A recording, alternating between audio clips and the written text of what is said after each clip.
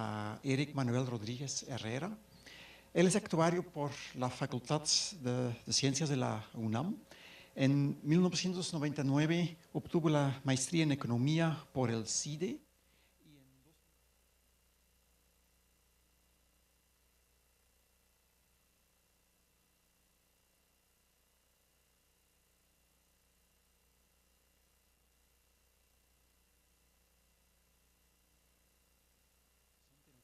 México, CIDE, y en la Facultad de Ciencia de la UNAM y en la Universidad Panamericana, Campus Bonatera. Creo que también que tenemos que añadir que ha sido también muy involucrado en la organización de este evento, como vamos a decir más adelante. Pues adelante, Eric. Muchas gracias. Buenos días. Les voy a platicar una breve introducción a toda la temática que veremos en estos días. El objetivo de la sesión es, bueno, la agenda que tenemos es un poco amplia, procuraré que no nos retrasemos. Vamos a ver el objetivo de la sesión, vamos a ver un poco cuál es el procedimiento para validar información en las encuestas, algunas causas de error en las encuestas y particularmente me concentraré en los errores por no respuesta.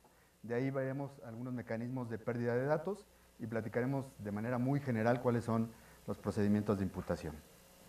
Otra de las causas de error en las encuestas es cuando hay datos que no son compatibles y veremos ahí algunas opciones de solución. Entonces el objetivo es darles una conversación que pueda servirnos de introducción a todo el material que revisaremos durante estos 2 días. El programa es amplio, hay muy buenos expositores y queremos que quien no esté familiarizado con el tema pues pueda tener alguna idea de por dónde van las pláticas. Primero, en términos internacionales, se ha establecido lo que es el proceso general para producción de datos. Este mecanismo, este formato, establece cada una de las etapas, desde la especificación de las necesidades por parte de los usuarios hasta la evaluación de los resultados finales de la encuesta. Dentro de esto, vamos a tener la parte de la recolección de datos, el procesamiento y el análisis. En particular, el seminario va a tratar sobre el diseño de la recolección de datos, la construcción de los mecanismos para recolectar los datos, el procedimiento para recolectar los datos y después el procesamiento, en donde estamos revisando la parte de validación, denominada también edición de datos, e imputación. La revisión pues implica que una vez que han sido captados los datos del Instituto de Estadística, la Oficina de Estadística tiene que ser capaz de revisar la certeza de la información. Y entonces hay todo un procedimiento para hacer esta revisión. Cuando los datos presentan alguna complicación, hay diferentes formas de solucionar estas dificultades y una de esas es la edición y la imputación. Bueno, en la edición y la imputación pues, se determina cuáles son los datos que presentan alguna problemática y cuál es el mejor mecanismo para hacer este cambio o esta modificación a la información captada en campo. Bueno, primero, ¿cuáles son las causas de error en las encuestas? Se conciben varias, entre las que más importantes son las de muestreo y las no debidas al muestreo. Las de muestreo refieren a la capacidad de tener a la población total dentro del marco muestral y después de que la selección de la muestra sea adecuada. Las de no muestreo implican los errores de no respuesta cuando el encuestador o cuando el cuestionario no es llenado por el informante. Los errores de cobertura, los errores de medición y finalmente los errores de procedimiento. En esta parte el seminario está enfocado principalmente a los errores de no respuesta, cuando es necesario tomar decisiones sobre qué se hará con esos datos que no lograron captarse. En los errores de no respuesta, bueno, lo que implica es que cuando va el encuestador hay 2 condiciones. Una, que no encuentra a la persona que fue seleccionada en la muestra para dar la información, y la segunda es que la persona no quiera dar la información. Existe también la no respuesta parcial o por tema, en la que ya que inicia el cuestionario, la persona rechaza continuar con las preguntas o rechaza dar algunas respuestas. Entonces, tenemos 2 tipos de no respuesta, una que se denomina completa y otra por tema. En la completa, pues perdemos parte de la muestra y entonces eso afecta a los resultados. En la por tema podríamos encontrar alguna información que nos pueda permitir tener idea de cuál es el comportamiento de quien no respondió las preguntas. Entonces, esos 2 mecanismos generan alguna diferencia en cuanto a qué decisión puede tomar el Instituto de Estadística para obtener esos datos. Bueno, antes que preocuparnos por cómo resolver el problema de la no respuesta, pues nos preocupamos por cómo evitar que haya no respuesta. Lo primero son las técnicas de acceso que procuran las oficinas de estadística enviar algunos oficios, enviar algunas comunicaciones a los que serán encuestados para pedir su apoyo en el levantamiento. El segundo es unas técnicas de seguimiento, que una vez que ya está iniciado el procedimiento, se solicita a las personas contestar el cuestionario. Además, en algunas encuestas que son recurrentes, se les envía información, siempre verificando que no se viola el principio de confidencialidad, y con eso se busca que la gente encuentre la utilidad de dar su información y promover que continúen dando datos a los institutos de estadística. Bueno, dentro de los mecanismos de no respuesta, la teoría nos establece que, bueno, tenemos una matriz X con la información y generamos una matriz M que solamente va a estar señalando si la información se obtuvo o no se obtuvo. Eso nos va a dar una distribución para esta matriz M que va a depender de la información que perdimos, de la información que no fue posible obtener, de la información que sí obtenemos y de un parámetro teta en términos de la relación de los datos o del comportamiento de los datos. Pensándolo gráficamente, bueno, tenemos un conjunto de datos generados aleatoriamente para dos variables y pensemos que hay un mecanismo que se llama perdidos de manera aleatoria completamente. En ese sentido, los datos que se están perdiendo son los que marco aquí con rojo y tienen un comportamiento semejante al total de la población. Este comportamiento nos permite decir que los datos fueron aleatorios, la pérdida de datos fue aleatoria y entonces podríamos no estar demasiado preocupados por la información perdida y podríamos no tener necesidad de imputar, aunque siempre sería mejor tener la información completa. La otra es no perdidos de manera aleatoria. En este caso estoy marcando una condición que se presenta en algunas encuestas en las que el ingreso más alto no reporta la información. Y entonces tenemos que los valores más altos de la serie o de la variable no la vamos a obtener. En este caso es necesario hacer un análisis y buscar datos para poder resolver el problema de la pérdida de información. Los mecanismos se dividen en dos, los perdidos completamente aleatoria y los perdidos de manera aleatoria, que son MCAR y MAR, o MAR. Y del otro lado están los no perdidos de manera aleatoria. En este caso, los que son de más importancia, porque van a cambiar totalmente los resultados, son los no perdidos de manera aleatoria. ¿Cuáles son las opciones para resolver estos problemas? Bueno, se identifican tres procedimientos. Uno es no hacer nada, quedarnos con los valores que ya conocemos, quedarnos con la información que sí tenemos completa y con eso trabajar. El segundo, y en estos dos son donde las pláticas de hoy estarán versando, de hoy y mañana, es en el procedimiento de ponderación. Cambiar los ponderadores ajustando al número de información que sí tenemos, ¿no? Ajustando con la información que sí tenemos, obtener los resultados que sean válidos para la población completa. Y la tercera opción es buscar nuevos datos, hacer una imputación de datos para los valores que no fueron posibles de obtener. El procedimiento de ponderación, bueno, hay un esquema que es ponderar a través de la población completa, ponderar a través de la muestra y una ponderación a lo que se le denomina propensión a responder. Después, los procedimientos de imputación, estos son muy vastos, ¿no? Primero vamos a tener una clasificación que puede ser en paramétricos o no paramétricos. Los paramétricos, bueno, tienen la condición de que necesitan cumplirse los supuestos del modelo para que los datos sean válidos, y los no paramétricos requieren que tengamos un número grande de información para poder obtener resultados adecuados. Dentro de las más conocidas técnicas de imputación, aquí marqué una lista de ellas, bueno, está la lógica, la imputación de medias, Coldec, HotDec, en la que tenemos tres opciones del modelo, imputación por regresión, imputación aleatoria y, bueno, media predicha, el algoritmo EM y la imputación de redes neuronales. Un poco en cada una de ellas. La imputación lógica es la que se conoce como la mejor, porque en base a la relación de las variables es posible imputar los datos. En este caso se piensa, bueno, si tenemos a una empresa que nos dice el total de sus ventas o nos dice el total de sus ganancias y no nos dice alguna de las cifras que están relacionadas con las ventas o las ganancias, pues por sumas o restas podríamos obtener la información. Esta imputación debe hacerse siempre, ¿no? Se considera que es la mejor opción porque tenemos información que nos permite deducir el dato que falta. Entonces, esta imputación es obligatoria para las encuestas. Por otro lado está la imputación de la media, que es tomar la media de la población e imputarla a los valores perdidos. Regularmente lo que se hace es ordenar los datos observados y tomar grupos, ¿no? No tomar la media total, sino tomar algunos grupos que permitan mejorar la imputación. En este caso solamente tenemos un problema de que modificamos un poco la estructura por el hecho de que estamos imputando la media y depende de cuántos datos estemos imputando, podríamos modificar el comportamiento, los resultados finales. En el modelo COLDEC, que es uno de los más interesantes, porque lo que se hace es utilizar información de otros proyectos. Podría ser de encuestas anteriores o de registros administrativos. Aquí el problema es encontrar la información adecuada para hacer la imputación. Pero este modelo digamos, es muy útil porque puedes tener información adicional de la persona o de la empresa que no te entregó sus datos. En el caso del HOTDEC, lo que se busca es utilizar los datos del mismo proyecto. En el COLDEC usamos otros proyectos y en el HOTDEC utilizamos el mismo proyecto para poder imputar la información.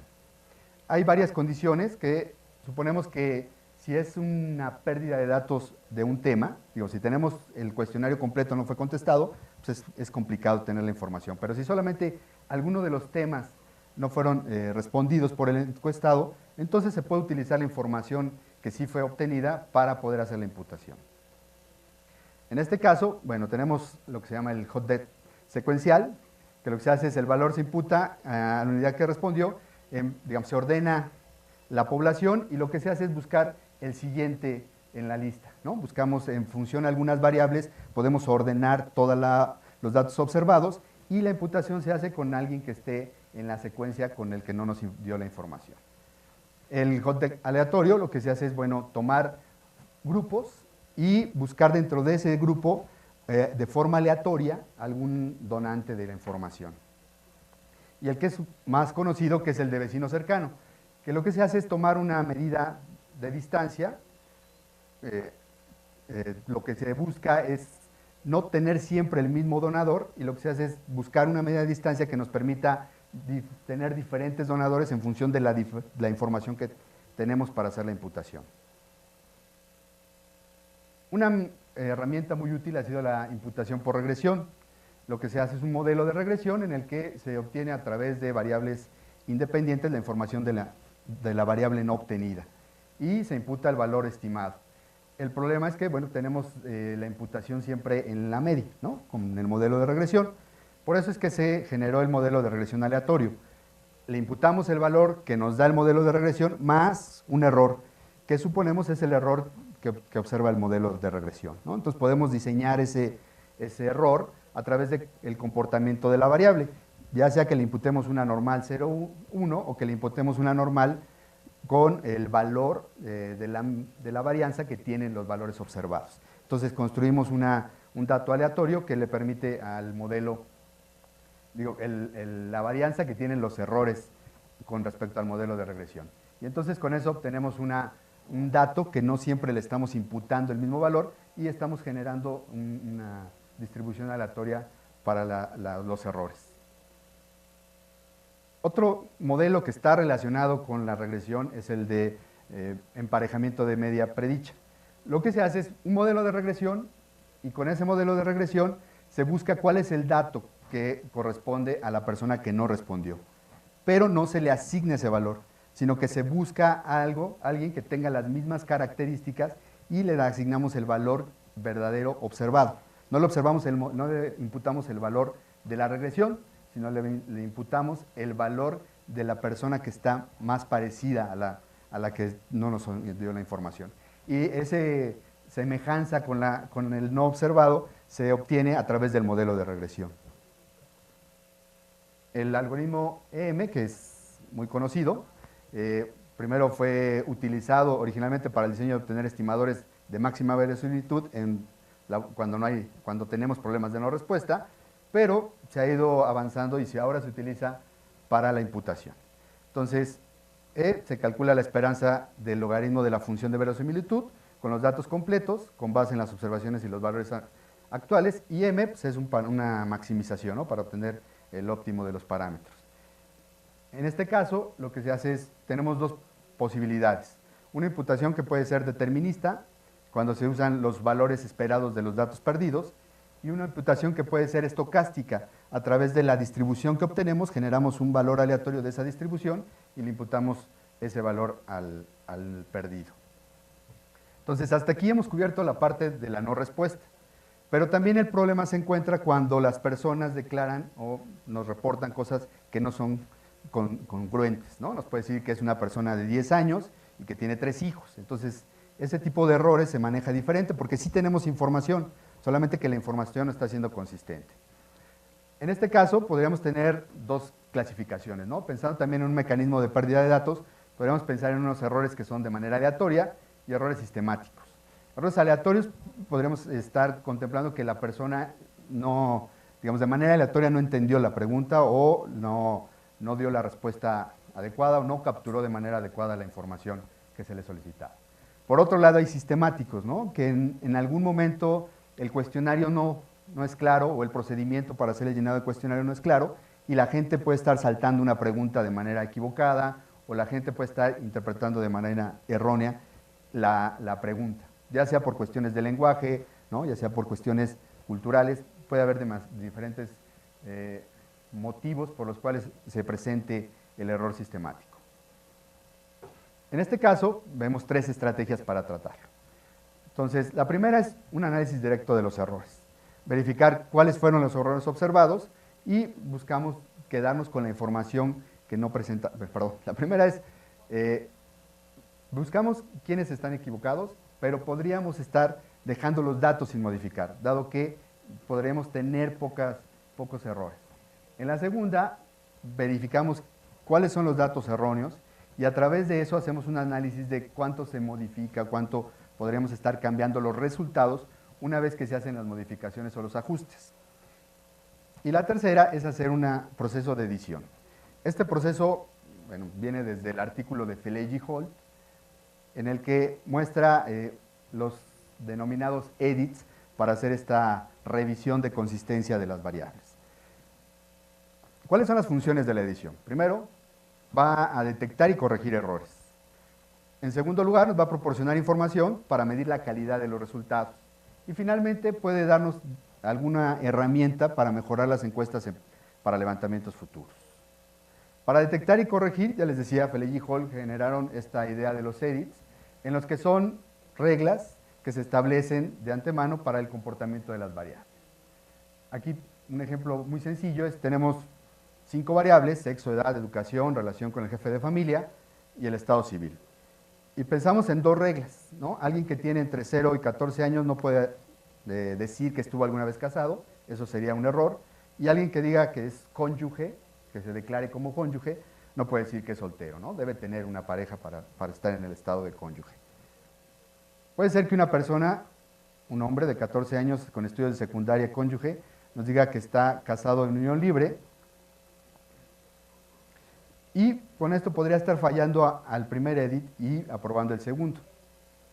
Otra persona con 14 años, secundaria, que nos declare cónyuge y soltero, puede estar pasando fallando el edit 2 y pasando el edit 1. Entonces, esta idea de Feleggi-Holt es construir todo un conjunto completo de edits que permitan validar la información y que le permitan al instituto conocer dónde están los errores de consistencia. Bueno, ¿por qué puede proporcionar una información para medir la calidad de los datos? Primero, cualquier acción que se realiza para transformar los datos, ¿no?, genera un cambio. Entonces, estas modificaciones pueden provocar problemas o diferencias en las propiedades estadísticas de los datos o afectar a los estimadores. Por lo cual, es importante que los edits y toda la herramienta de edición tenga 3 etapas de evaluación. La primera, antes. Se revisa que los edits sean congruentes, que estén resolviendo el problema. Con una base de datos que tendremos la información completa, podremos estar analizando si el problema al introducir estos edits, los problemas de la base de datos son encontrados. La segunda, durante el procedimiento de validación o de edición, los edits, lo que hacemos es revisar cuánto de la información fue modificada, cuántos cambios fueron realizados en la muestra para verificar qué tanto cambió el comportamiento de la serie o el comportamiento de la base de datos o la relación entre las variables dentro de la base de datos. Y después, al hacer la documentación, al tener un metadato sobre el proyecto, es necesario reportar cuáles fueron las herramientas que se utilizaron para hacer la validación, cuáles fueron los cambios que sufrió la base de datos después de la validación. Regularmente se reportan porcentajes de cambio en función de los datos que podrían ser ajustados. Para evaluar los edits, lo que se hace es primero revisar qué tanto se están preservando los agregados. Cuando nosotros movemos, ¿no? Si decimos, bueno, hay una persona que nos está declarando que tiene un cónyuge, pero nos declara que es soltera. Y al hacer el ajuste, tenemos que analizar cuánto de la información cambió en total, cuántos fue el porcentaje de casados o el porcentaje de solteros, cuánto cambió al hacer el ajuste. Bueno, la preservación de relaciones, tenemos que verificar cómo cambiaron las variables categóricas a través de un coeficiente de contingencia de Kramer o las variables continuas a través de la correlación de Pearson. Cómo se están viendo modificadas las correlaciones una vez que hacemos los ajustes por la validación. Y finalmente, el procedimiento pues, tendrá que ser una herramienta para que en las siguientes encuestas se resuelvan los problemas encontrados. Entonces, primero nos va a servir para identificar problemas en la redacción de las preguntas, nos puede dar información sobre dificultad en los flujos, ¿no? Cuando estamos haciendo el cuestionario, probablemente no sea el flujo más adecuado para el contestar o para que la persona recuerde la información. Dificultades en los encuestadores, a veces se presenta, había un caso que una vez en España platicaban que la encuesta sobre vivienda la llenó el encuestador y el encuestador hacía el salto de manera inadecuada, ¿no? Entonces puede ser que el encuestador no tenga claro cómo tiene que hacer el procedimiento para el llenado del cuestionario. Y finalmente el uso del lenguaje. A veces las preguntas no son representativas para la persona en diferentes zonas del país, ¿no? Y puede ser en diferentes países. Bueno, creo que me fui demasiado rápido, pero eso es todo. Muchas gracias.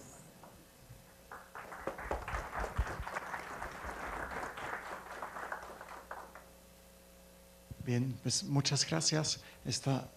No sé si hay una pequeña pregunta o comentario por este desayuno muy concentrado. Pues muchas gracias. Bien, entonces vamos a...